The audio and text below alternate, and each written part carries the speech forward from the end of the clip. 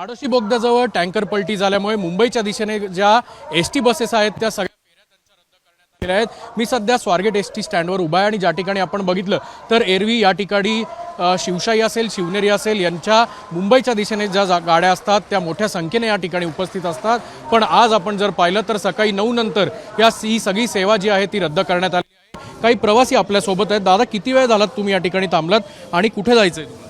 मला इथे येऊन आता 1.5 तास झाला आहे आणि मला जोगेश्वरी मुंबईला जायचं आहे। तर मी आता 1.5 तासापासून बघतोय गाडी येत नाही। मग मी इथे चौकशी केली, ते बोलले घाटामध्ये ॲक्सिडेंट झाल्यामुळे सगळ्या गाड्या रद्द केल्यात। मावशी, कुठं जायचंय तुम्हाला? जोगेश्वरीलाच जायचं आम्हाला। काय सांगताय तिथे प्रशासन, काय सांगते, काय कधीपर्यंत? रस्ता बंद आहे आता, काय सांगते पण बोले आम्हाला सांगता येणार नाही काय किती वेळ झाला तुम्हाला येऊन? 1.5 तासच झाला। हे मुलगा आहे आमचा।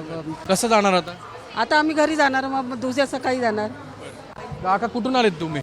का कुठून आलेत? आम्ही बारामतीवरून आलो। आम्हाला खोपोलीसाठी बस पाहिजे होती, पण बराच वेळ झालं बसच नाही आहे। 12:30 ते 1 वाजल्यापासून आम्ही इथेच स्वारगेट बस स्टँडवरती, दीदी आणि मी। काय बोलणं झालं तुमची? झाली इन्क्वायरी, पण म्हणतात घाट बंद असल्यामुळे रस्ता चालूच होणार नाही। अजून काही शक्यता तसं सांगताच येणार नाही नक्की।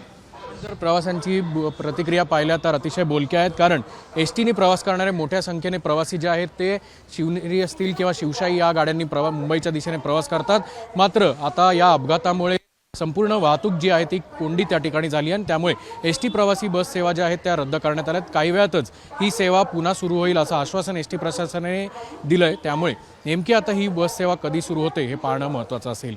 कॅमेरामन किरण काजेसह अक्षय बडवे, साम टीव्ही न्यूज, पुणे।